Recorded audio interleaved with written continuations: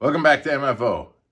So, Mark, it has been a hell of a year, right? Oh, yeah. Yeah. And I remember a year ago, you made a video with all of your predictions. Oh, yeah? Yeah. What you wanted in 2024. I think it was right around New Year's Day of last year, yeah. So now you want me to own up to my predictions to see whether I was right or not. Absolutely. I think my track record's going to be pretty good, so stick around, guys, and we'll come back and we will review the predictions that I made a year ago for 2024. We'll see how accurate I was with those predictions. One of them was that I predicted that you were going to get a cute new haircut, and I was right on.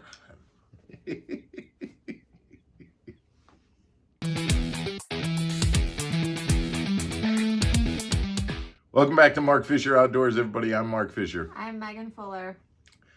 You don't remember the haircut prediction? No, I think that wasn't mentioned. Probably because we have the video. You can go back to January. I think it was January 1st that we did the prediction video, and if I remember correctly, the first prediction that I made had to do with the BPT. They were taking 14 or 12 new anglers into the Bass Pro Tour. And my prediction was that at least 6 of those anglers were going to make it past the first year of fishing. Because remember, they had a different kind of setup. Rookie year. They had a rookie year. They weren't taking standings. They kept those guys separate. And they had to do, well enough to make that.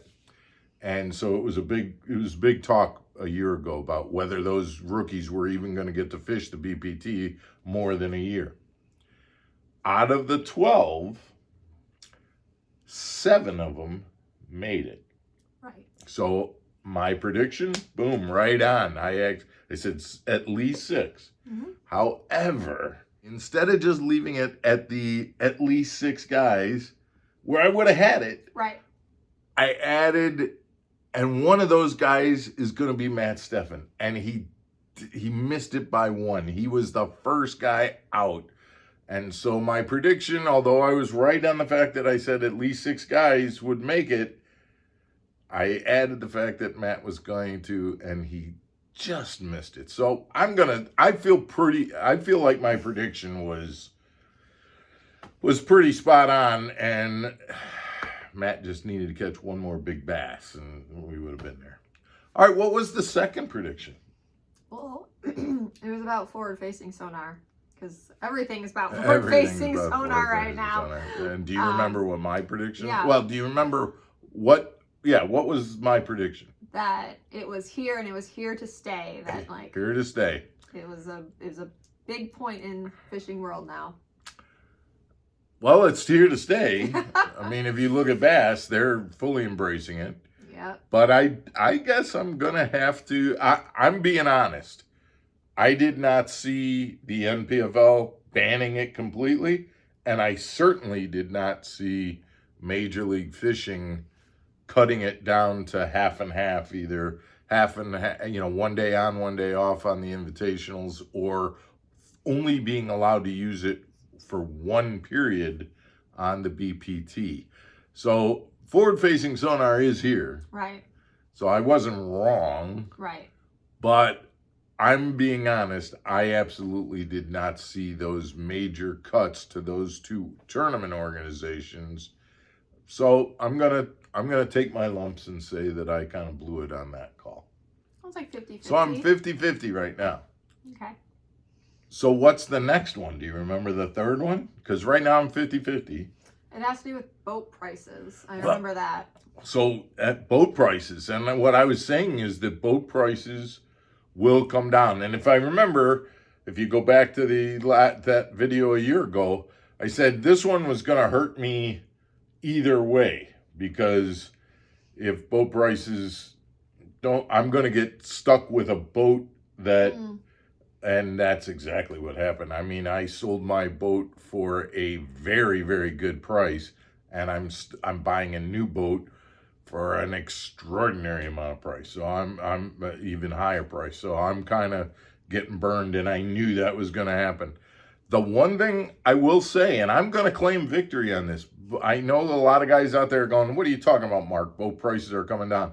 But there are some major boat manufacturers, including Phoenix, that are putting out this year in 2025 some mid-level, mid-price boats. They are 100% responding to the fact that there are a lot of people who are saying, you know what, I cannot buy an $80, $90, $100,000 boat.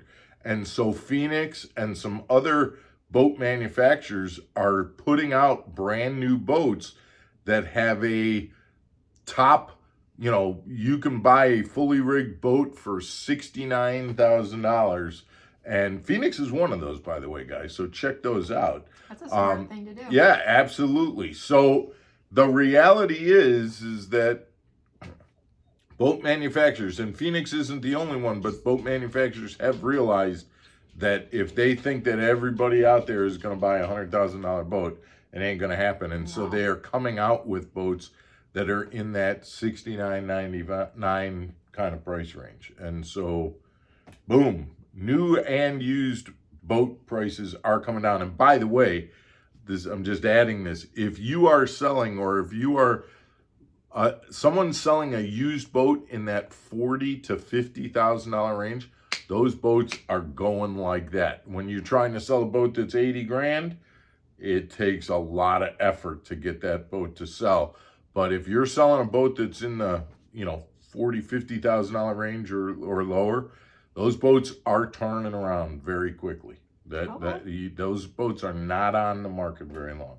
So I'm claiming victory on that one. I'm 2 out of 3. What's the next one? Yeah, it has to do with YouTube videos. Our YouTube videos? Well, it was about our longevity. Yeah. How we're gonna stick around no matter what. And we've done that. And how some other people's videos or channels might go YouTube back and fishing forth. videos kind of coming and going, right? Yeah. Mm-hmm. Well, another winner prediction. Woo! Yeah, I mean, it's happened. I mean, I'm not going to, but we could name fishing content creators that have kind of come and gone. And fortunately, I feel fortunate. I mean, we have stuck with it. We've put out 5 videos a week and stayed there. And I think you're seeing, you can look at different channels and be aware of the fact that some guys maybe are only putting out, content Here 1 or and 2, there. 3 times a week. Maybe they used to put out more and now they're just, they're not doing it. They used to put out stuff when there's drama. Yeah, right. So we're staying strong with it, and I hope we continue to kind of move forward. YouTube doesn't make it easy. The algorithm keeps changing, or whatever. I don't even know how. All I know is we just keep trying to put out content, and we just try and listen to you guys when you give us comments, so that we can better serve you guys. And I mean, our whole goal is to talk about what's going on, in fishing and help you be better anglers. So, we don't focus just on drama like some people do. And, we try and kind of keep it well-rounded. And we obviously love the fact that we can do the Underwater Wednesdays for you. And so we keep trying to make sure we do those consistently. So another win on my part. Ooh, another win. That means I'm 3 out of 4 right now. I'm 75%. Yeah. What's the last one? Okay. I think the last one you went a little more personal.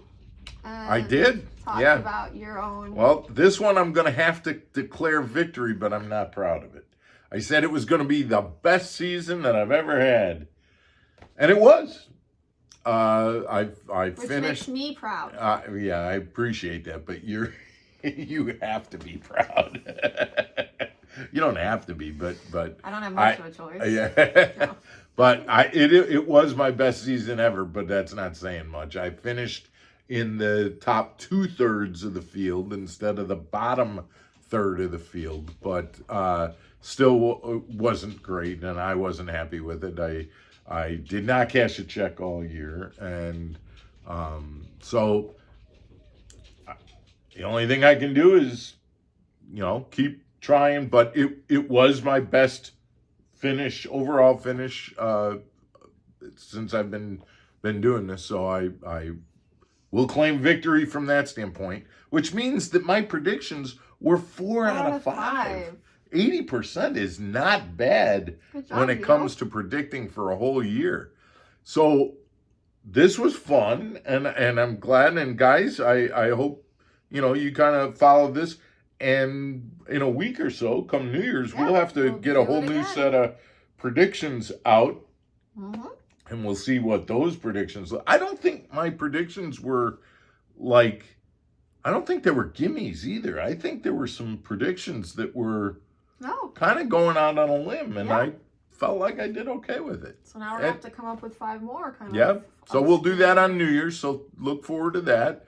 And guys, it's a Friday, so we hope you have a great weekend. It's that weekend before Christmas. I know what I'm going to be doing this weekend.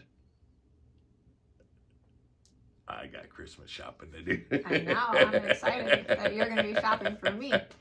I am one of those guys who does not start Christmas shopping until the weekend before Christmas. So I got a lot of work ahead of me. So guys, we're going to wish you a Merry Christmas now, a happy weekend, and we'll see you on Monday before Christmas. Yep. We appreciate you tuning in, and if you haven't, please hit that subscribe button, the like button. We'll see you again on Monday. Take care, everybody. Stay channeled.